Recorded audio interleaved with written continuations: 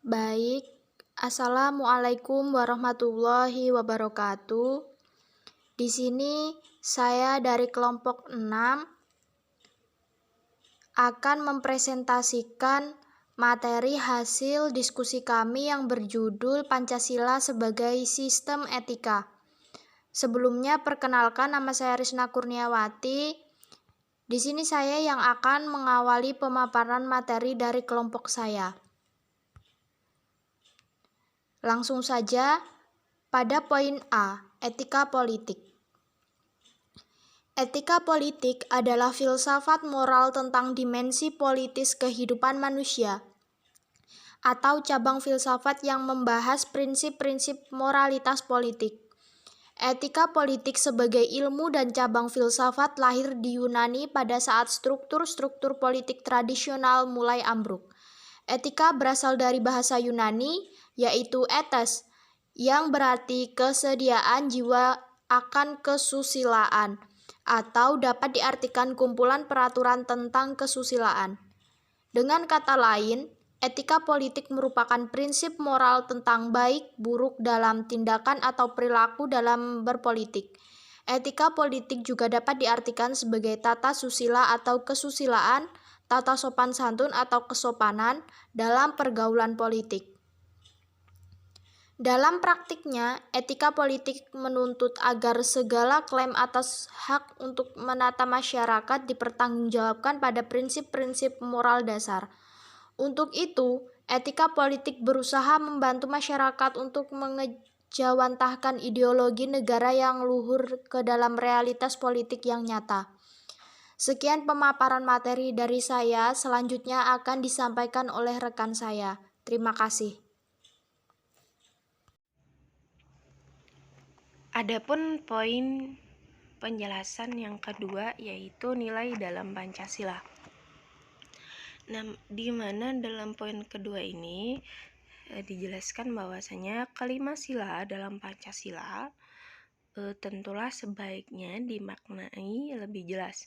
Nah, maka dari itu Badan Pembinaan Ideologi Pancasila atau biasa disebut dengan BPIP merangkum nilai Pancasila ini sebagai pandangan hidup. Di antaranya yaitu sila yang pertama atau berbunyi ketuhanan yang Maha Esa.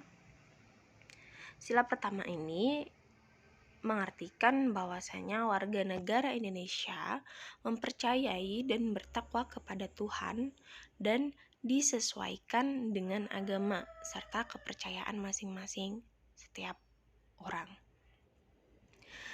Adapun nilai yang kedua yaitu kemanusiaan yang adil dan beradab. Nah, warga negara Indonesia ini diminta untuk memahami bahwasanya setiap manusia itu memiliki derajat yang sama, saling menjaga dan bekerja sama untuk kedamaian negara.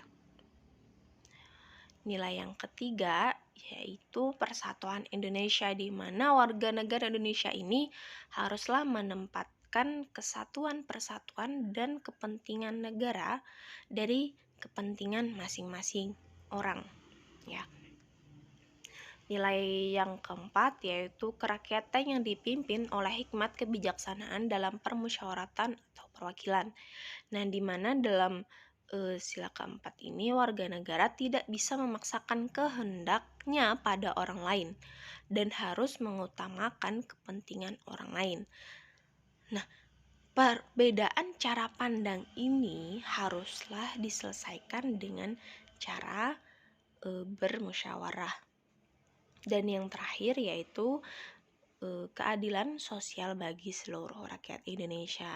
Nah, di mana warga negara Indonesia ini mengembangkan perbuatan luhur dengan cara kekeluargaan, gotong royong, dan bersikap adil. Nah, warga negara ini juga harus menyeimbangkan hak dan kewajiban diri dan orang lain.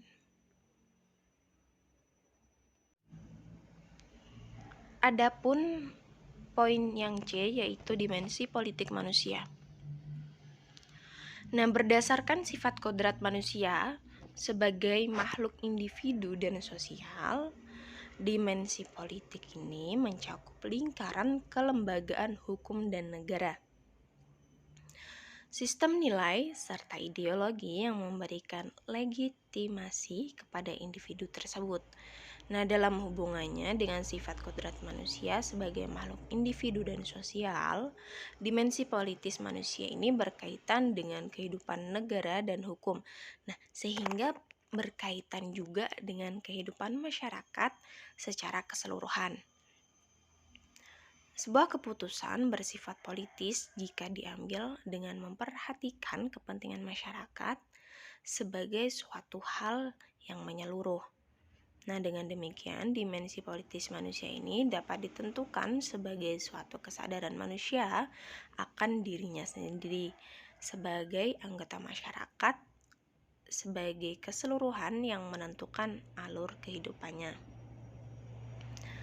Dimensi politis manusia ini memiliki dua hal fundamental, yaitu pengertian dan kehendak untuk bertindak.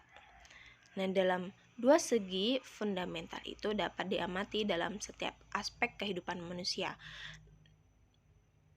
Nah, dua aspek ini yang senantiasa berhadapan dengan tindakan moral manusia. Apabila tindakan moralitas kehidupan manusia tidak dapat dipenuhi ketika berbenturan hal lain dalam masyarakat, maka harus dilakukan suatu pembatasan secara normatif. Nah, lembaga penata normatif masyarakat adalah hukum. Dalam suatu kehidupan masyarakat, hukum adalah yang memberitahukan kepada semua anggota masyarakat bagaimana ia atau mereka harus bertindak. Hukum juga hanya bersifat normatif dan tidak secara efektif dan menjamin setiap anggota masyarakat taat terhadap norma. Oleh karena itu, hal yang secara efektif dapat menentukan kekuasaan masyarakat hanyalah yang mempunyai kekuasaan untuk memaksakan kehendaknya. Nah, lembaga itu adalah negara. Penata efektif adalah penata de facto, yaitu penataan yang berdasarkan kenyataan dalam menentukan tindakan masyarakat.